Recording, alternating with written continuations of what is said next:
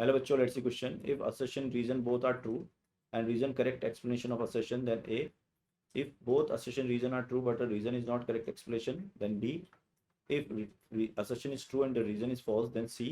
If both are false, then D.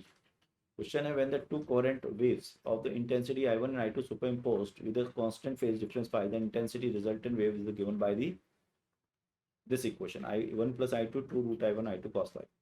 For the two incoherent sources, the resultant intensity is given by the I1 plus I2. तो बच्चों अगर अपन देखें यहाँ पर तो की कॉन्सेप्ट क्या हो गया? की कॉन्सेप्ट हो गया आपके पास coherent and incoherent source. Incoherent source. ठीक है. तो अगर अपन देखें यहाँ से बच्चों तो अगर फर्स्ट कोहेरेंट सोर्स है और कोहेरेंट सोर्स, तो लाइट क्या करती है? लाइट गेट सुपर इम्पोज्ड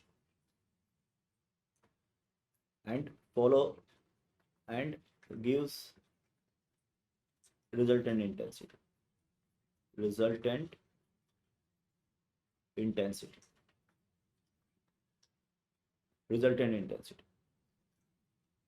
और जो रिजल्टेंट इंटेंसिटी होती है बच्चों वो होती है root of I1 plus I2 plus 2 root I1 I2 cos phi.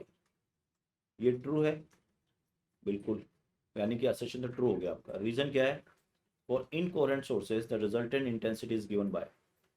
अगर इनकोहेरेंट सोर्स है, इनकोहेरेंट सोर्स,